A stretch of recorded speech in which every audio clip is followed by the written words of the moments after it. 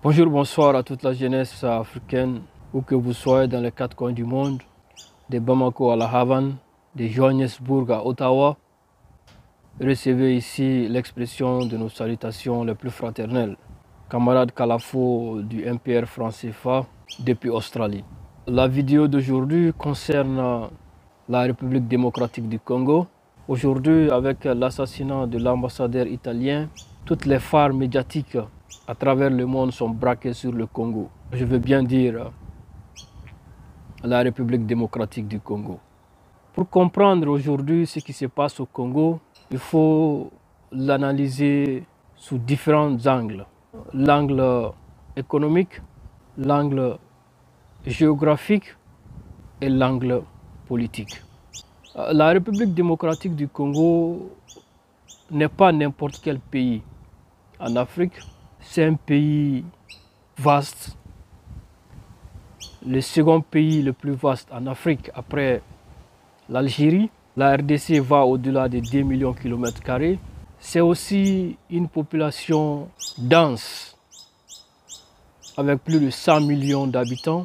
Le troisième en Afrique, après le Nigeria et l'Éthiopie. Pour comprendre la superficie de la RDC, je vous dirai ceci.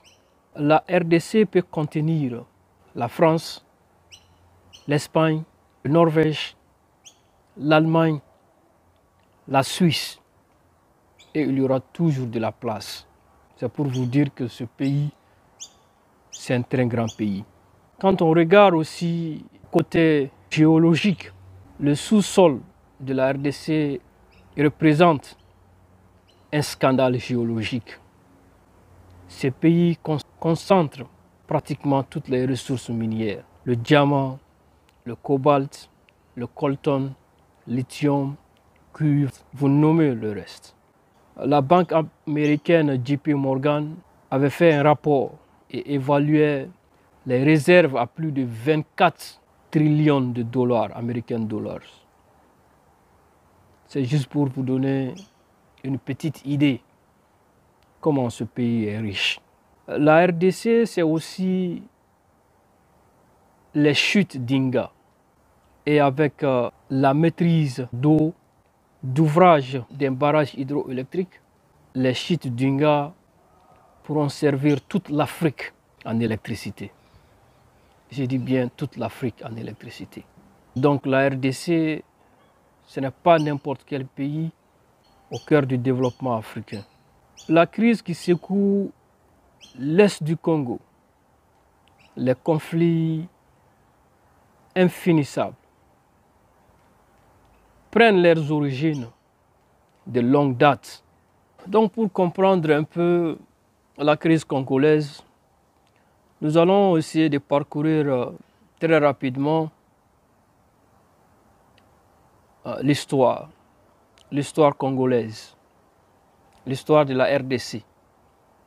Et pour cela, je voudrais commencer à partir de 1885, la conférence de Berlin qui consacra la répartition des terres africaines entre les puissances du monde.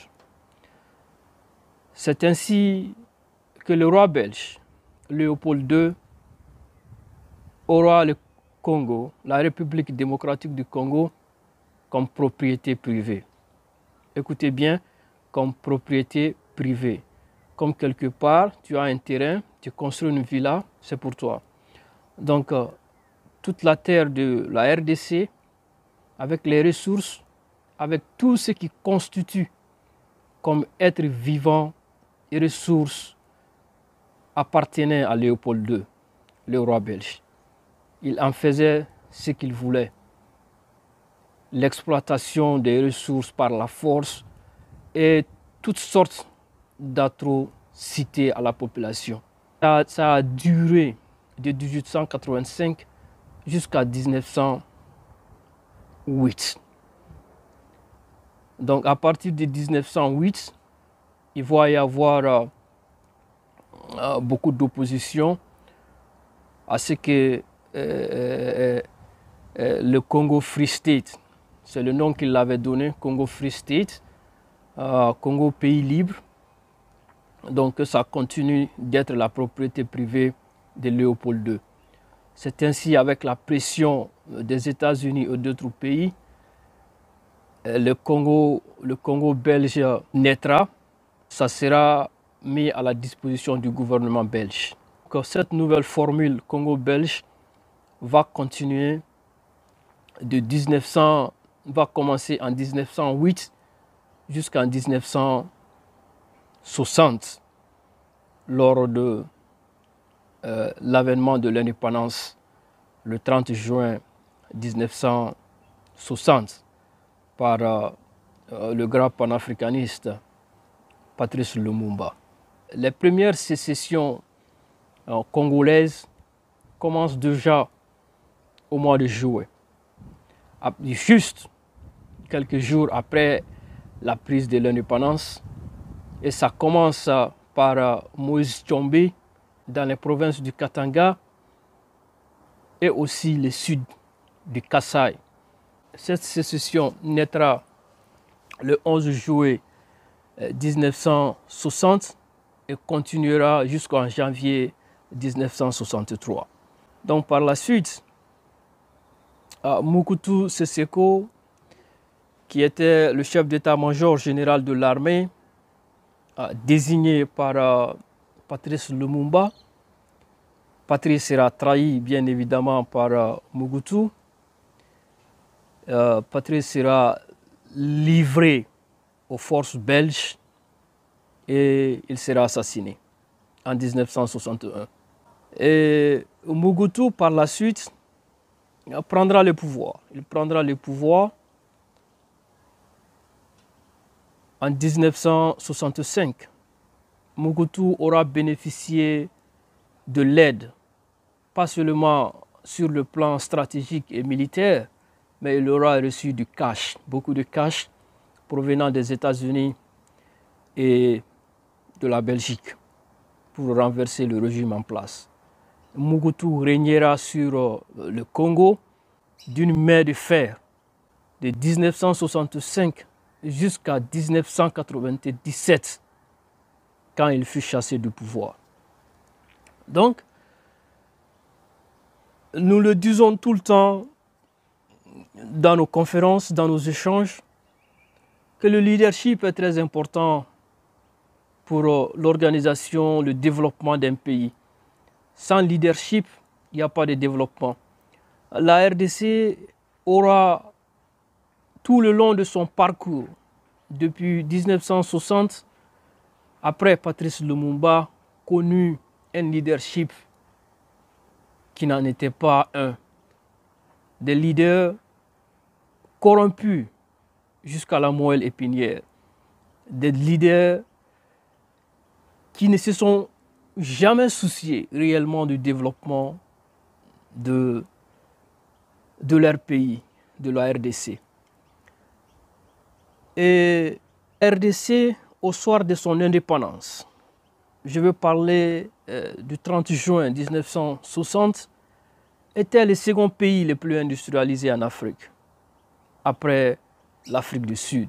Mobutu, il était le leader, le président adulé des pays occidentaux, parce que Mobutu a écarté toute idée de communisme, de socialisme dans son pays.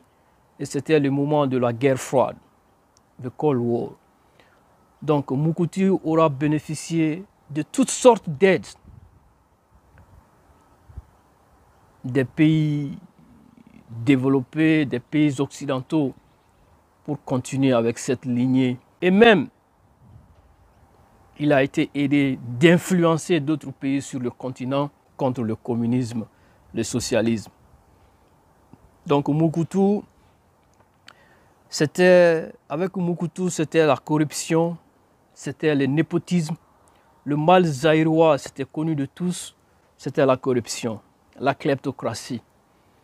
Donc Mobutu, tout le mal revient d'abord à Mobutu, parce qu'il aura éduqué l'élite congolaise sur une seule voie, un seul chemin, la kleptocratie, les vols.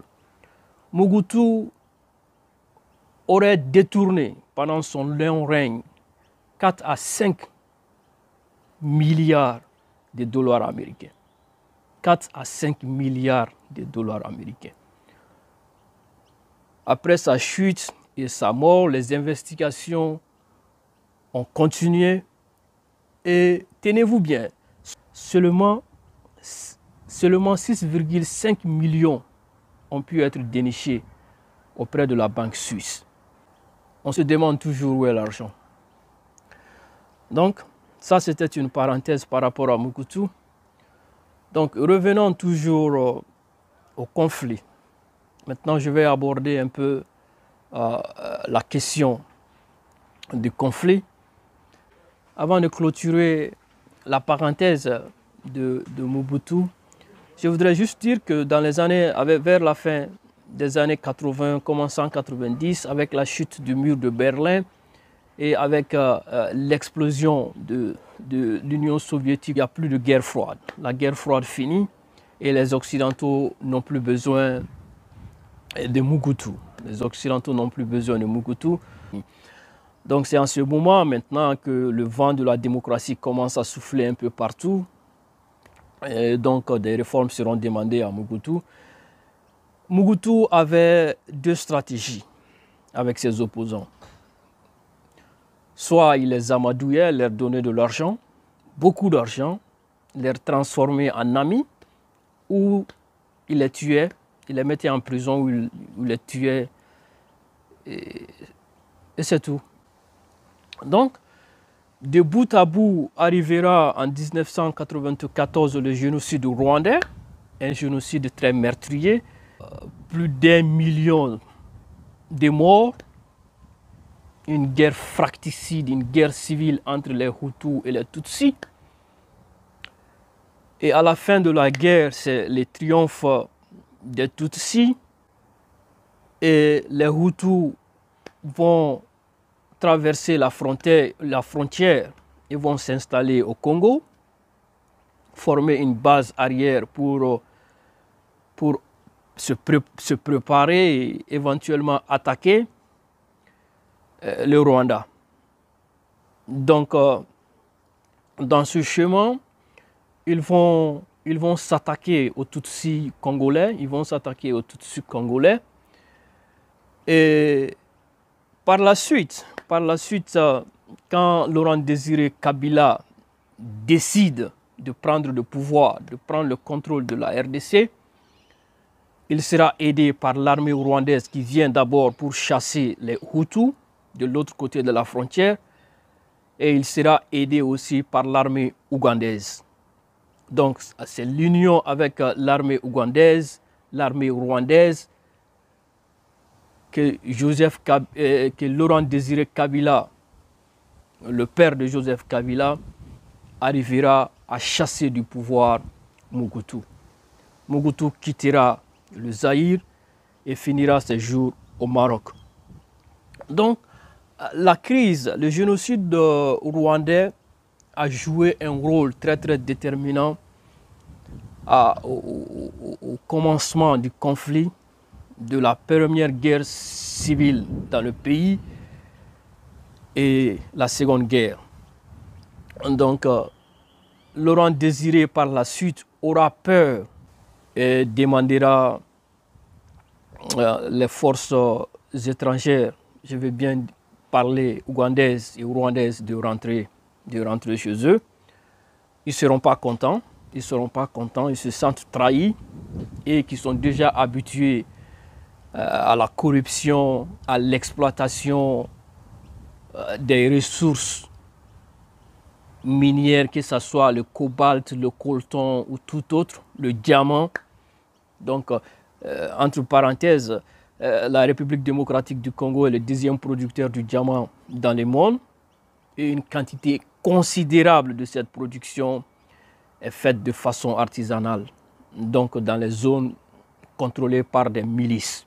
Donc c'est avec des complicités internes et au niveau international. Donc, ce qui va se passer, donc il va y avoir, quand Laurent Désiré va leur demander de rentrer chez eux, mécontents, ils vont créer des mouvements.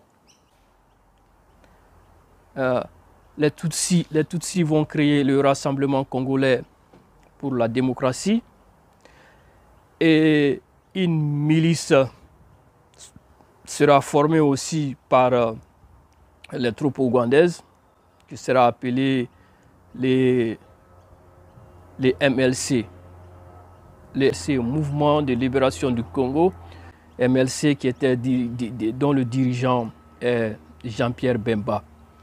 Donc les velléités vont continuer jusqu'à ce que Laurent Désiré Kabila, lui, va être assassiné par la suite en 2001. Et pour vous dire que déjà en 2001, en avril 2001, c'est la date d'intervention de l'ONU en RDC.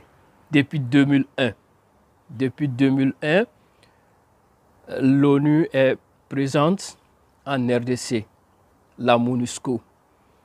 Donc c'est pourquoi quand on dit qu'on n'a pas besoin des forces étrangères au Mali, nous avons des arguments solides pour soutenir notre thèse.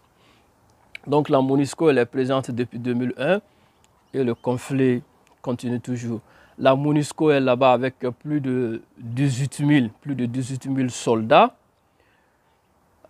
C'est la mission onusienne la plus coûteuse. Et ajouter ces 18 000 soldats aux 144 000 soldats congolais, faites la mathématique. Mais le conflit continue toujours et ça a commencé depuis déjà en 1996. Donc l'ONU va intervenir en 2001, ils vont demander les troupes de se retirer, les troupes étrangères, les troupes ougandaises vont se retirer, mais les troupes Tutsi, une autre branche, va naître. Donc c'est toujours comme ça. Il faut comprendre ceci avec la crise congolaise, les conflits qui secouent le Congo, que ce soit le sud du Kivu, que ce soit le conflit de l'Ituri, que ce soit avec les Maïmaï. Il faut comprendre ceci. À chaque fois qu'il y a accord, il y a un certain groupe, certains individus qui partent des accords, qui ne respectent pas les accords. Et c'est aisé de comprendre ça parce qu'ils gagnent plus quand il y a le n'importe quoi, quand ils vivent dans un état quand ils vivent sur des territoires, sur des régions sans loi, dans l'anarchie totale. Donc ils ont ce loisir de piller les richesses, de violer les femmes. 400 000 femmes sont violées chaque mois au Congo. Il est temps que ces choses-là s'arrêtent. Donc après, Joseph Kabila prend le pouvoir après le décès de son père. Il y aura les élections. Lui aussi restera au pouvoir pendant un bon bout de temps. Donc lui va proposer la reconstitution d'une armée nationale pour prendre en compte toutes les forces qui sont sur place sur le territoire congolais et chercher une solution. Mais comme je l'ai dit plus tôt, c'est toujours comme ça. Les accords ne sont jamais respectés. Les accords ne sont jamais respectés.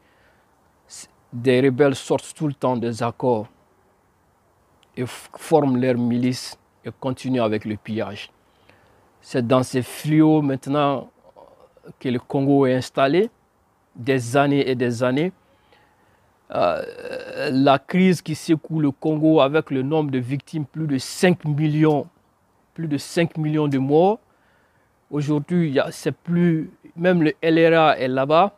Le LRA qui est de Joseph Kony. Il a commencé en Ouganda, il a fait le Darfour et tout, Centrafrique. Lui aussi, il est présent en RDC. Ils sont tous là-bas pour exploiter. Les pays frontaliers, ils viennent tous ils prennent les ressources et s'en vont. Et c'est comme ça depuis des années et des années. Et c'est très triste. Et c'est très triste. Au moins 9 pays sont impliqués dans les conflits en RDC. Avec plus de 20 différents groupes armés. Ça, c'est beaucoup. Ça, c'est beaucoup. Et chacun de ces groupes contrôle son territoire. Ils font l'exploitation des ressources. Ils reçoivent des taxes, des impôts des populations. Et c'est la population qui souffre. On est au XXIe siècle, quand même. Et ça ne dérange personne. Ça ne dérange personne, pratiquement personne. Le coltan du sang, le diamant du sang, le cobalt du sang, le lithium du sang, circulent comme ça.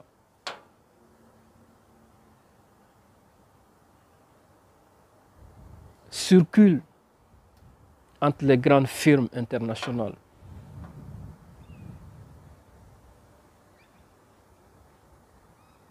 Et tout le monde s'en fiche. Quand on parle de Congo, on ignore superbement qu'il y a un conflit là-bas. Comme si tout s'arrête à Léopoldville. Non, je veux dire Kinshasa.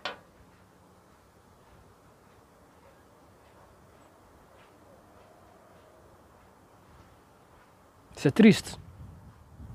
Vraiment triste. C'est très écœurant.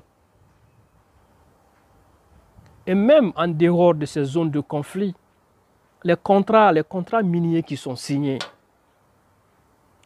sur la base de la corruption. Il n'y a pas de développement sans bonne gouvernance. Trop de corruption. C'est partout dans tous les pays. Mais le Congo a la couronne. Le Congo a la couronne. Parce que depuis 1965, avec Mobutu, jusqu'à aujourd'hui, c'est les questions de jeu. Moi, ma région.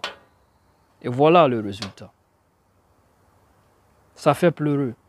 Et ce qui est triste par rapport à tout ça, c'est que un Congo développé, un Congo qui arrive à se tirer des griffes de ces rebelles pourra vraiment impulser le développement, le vrai développement de l'Afrique.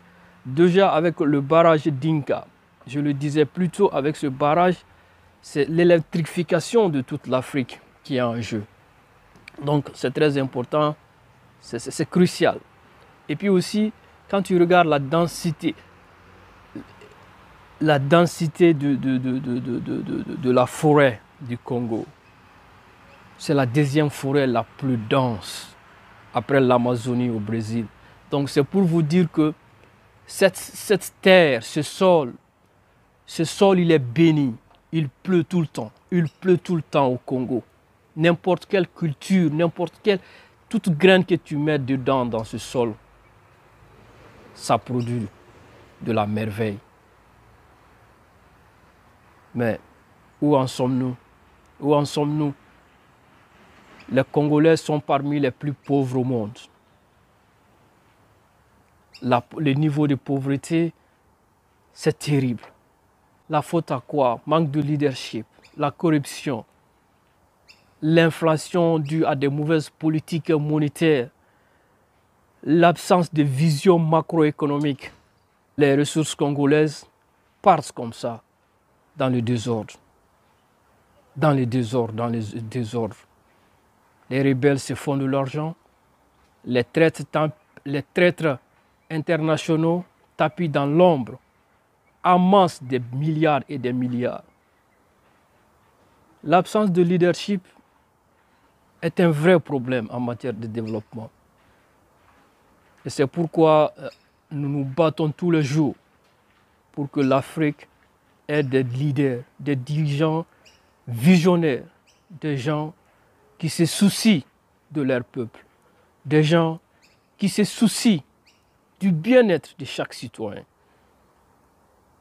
Et c'est de ça que nous voulons en Afrique.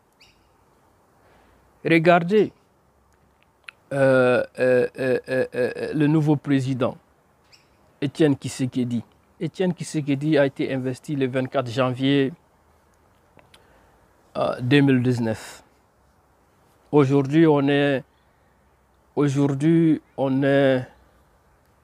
On est le 26 février 2021.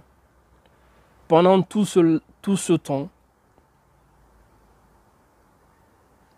c'est des questions de positionnement au pouvoir. Des questions de positionnement au pouvoir. Mettre mes hommes ici, mes hommes par là, mes hommes par là, mes hommes par là. On ne voit pas d'indication sérieuse pour mettre fin à ce conflit. Aujourd'hui, il est le président en exercice de l'Union africaine. Il a une année. Nous voulons bien voir qu'est-ce qu'il peut proposer aux pays africains qui sont en conflit, à commencer par son propre pays. Comme nous l'avons toujours dit, il n'y a pas de solution miracle aux problèmes africains. Les problèmes africains doivent être résolus par les Africains. Toute aide extérieure doit être demandée par le peuple africain. Demandée mais pas imposée. C'est trop profond ce qui se passe au Congo.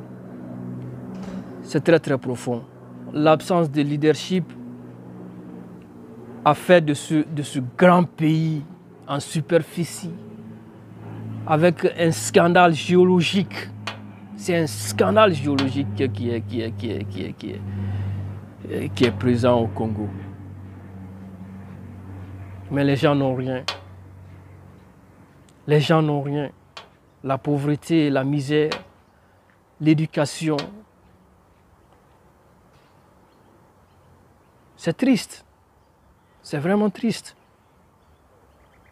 Et aujourd'hui, nous espérons que les choses vont changer et que les territoires reviendraient sous le contrôle des autorités compétentes et qu'on pourra réaliser ce barrage d'Inca qui servira le combat panafricain, car il servira à électrifier toute l'Afrique. La lutte continue. Union gagne tout, division on perd tout.